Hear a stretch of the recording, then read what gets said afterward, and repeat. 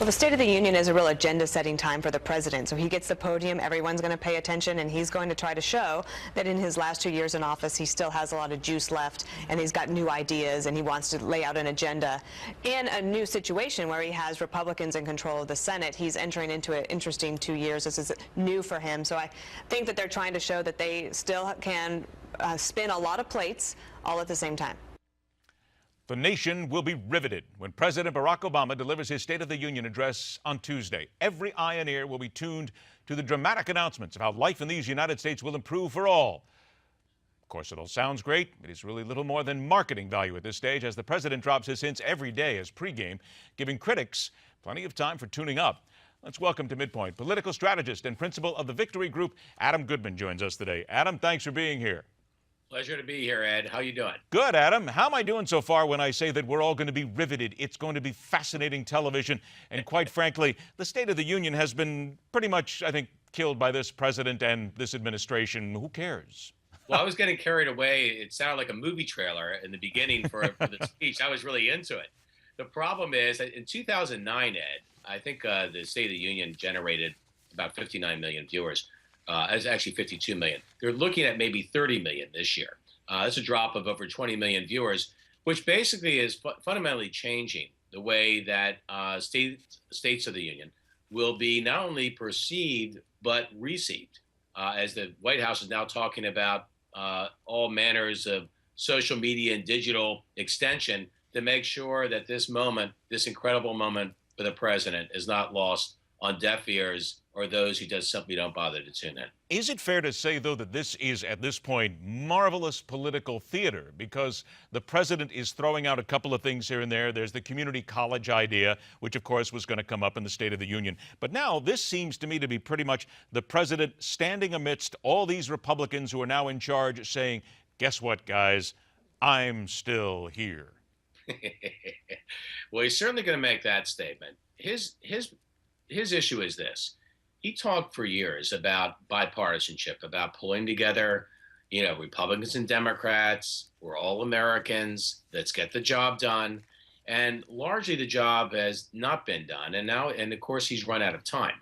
And he's now gone, I think, from big ideas, which politically cost him dearly and his party in 2014. We'll put the Affordable Care Act on the top of that pile, to some smaller ideas, which always out of the box sound good until you ask the question, how are we going to pay for that?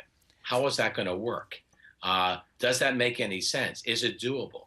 As he starts to trot out once again his theories about how to pay for or have free college education, community college education, about how to take methane gas emissions and reduce them to record levels, even though they're already down significantly, not because of government, but because of private industry, because of oil and gas professionals who know what they're doing. I think a lot of people are trying to just look at this speech and see if there's anything different about the president this year than there was in previous years. I'm afraid when you strip away all the movie trailer hype, that you're not going to see much left. So let's look at it this way then. About a minute and a half or so that we have left. We'll take a break, come back, and more to talk about. But there's always the Republican response. I'm going to ask you to put your prognostication hat on here. It's all over. Republicans have a chance. What do you think they're going to snap back with after the president delivers the speech? First thing, I think they'll get specific, and they'll talk about the Keystone Pipeline. Because the Keystone Pipeline is not just a metaphor for energy independence, which supposedly the president and all of us have been endeavoring to secure for generations, but it also is about something bigger. And this is what the 2014 elections really were all about. We want stuff done. We want to get stuff done. Enough of the rhetoric, enough of holding a nice piece of candy out and saying, wouldn't that be nice? We want real things, big things done, and we want it done now. And I think that's the thing to look for in the State of the Union and in the response from Republicans who are going to say, we've heard the speeches, now let's see the results. You don't expect any surprises, do you? No great surprises other than I think in this particular speech, Ed, we'll be let down a bit. I think we're looking for a shot in the arm. We're looking for something maybe that will help drive some degree of success for this president at the end of his term of office. I'm afraid we're going to be disappointed. All right, hang tight just a couple of minutes here. Say the words Dodd-Frank to most Americans, and they might answer back that that's the name of a new hot dog company. But what's happening to those regulations has many considering a new foray into banking trouble that could once again undermine the American economy. That is what some people are saying. We have that and a whole much more, a lot more as a matter of fact, after a short break when we continue right here on Midpoint, where every day we question everything.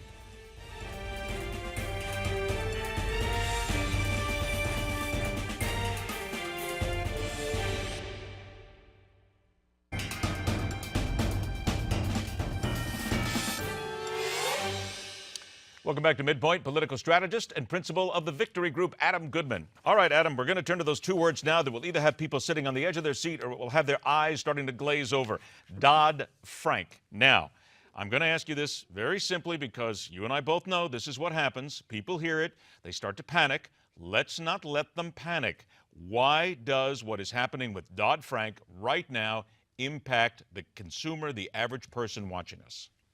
Because what it does is it has had a chilling effect on financial institutions and others to be willing to invest. You know, when you increase costs, you increase regulations, and you increase uncertainty, which is what 2,300 pages of Todd, I can't even say Frank, Dodd-Frank, 2,300 pages of Dodd-Frank run amok has caused. And when these institutions are not willing to invest, that comes straight downstream to all of us. It means less investment in businesses, which means less jobs, which means it impacts the family budget, which means we can't quite do what we thought we could do because the major investors in us are on the sideline. Well, let's get down now to some of the real meat of this, because the bill itself, what is going on right now is we're talking about a delay that would stop what's happening here, a mandate that financial firms do things like sell off bundled debt, which is basically loan obligations, exempt some private equity firms from registering with the SEC, loosen regulations on derivatives. Wait a minute. There are those people saying, you take this away right now, you're going to plunge us right back into where we were before because basically the banks couldn't handle it. They screwed, blued, tattooed the American public once before. You're going to let them do it again. That is the scare tactic that's being thrown at Dodd-Frank today by its supporters that are behind it. Here's the reality. The crisis that we faced coming out of 07 and 08 was a housing crisis. Most of that housing crisis was caused by subprime and other lousy loans, most of which, I think 76% of which were held by Fannie Mae and Freddie Mac, the government. And so it's amazing, it's kind of the pot calling the kettle black to suddenly say that the crisis that Dodd-Frank was meant to avert moving forward is actually now more likely today than it was then. All right, let's go ahead and spin now to news from today. The government has basically decided they will make the announcement on Friday. It will make it easier for Americans to travel to Cuba than it's been for more than 50 years. I know it's news and people are going to look at it now as I can finally get my cigars without having to send somebody to Cuba for me. But we know the Republicans are not in favor of this, and there's still a lot of talk about whether or not this is going to become law of the land, correct? So are we sort of, are some people celebrating a little too soon? Well, you know, I'm here in Florida, and we have a particular sensitivity to what has happened over generations in Cuba. The bottom line is this. I think when this country, anytime this country considers rewarding tyranny and bad behavior, it sets a precedent we can't possibly recover from in other relations with others around the globe. And I think the problem with Cuba right now is it all sounded good in the press release. What doesn't sound so good is and looks so good is the reality of what's still going on there under a tyrannical government that is using press and media to drive a perception that doesn't in any way, shape, or form reflect the reality. What about those who say, and here's that other side of this, that wait a minute, we're opening it up, spend money, it'll help the government, help the people there more than anybody else. And we have to do this because it's the right thing to do. Aren't we still, though, rewarding the Castro regime, which hasn't really shown any way that they're going to really make change? Yeah, that's the point, Ed. If they really were to do something deliberate, substantive, and real that advanced the ball towards personal liberties and freedoms, I think we're all ears. But until we do that, yes, I would like a cigar from Havana just as much as you.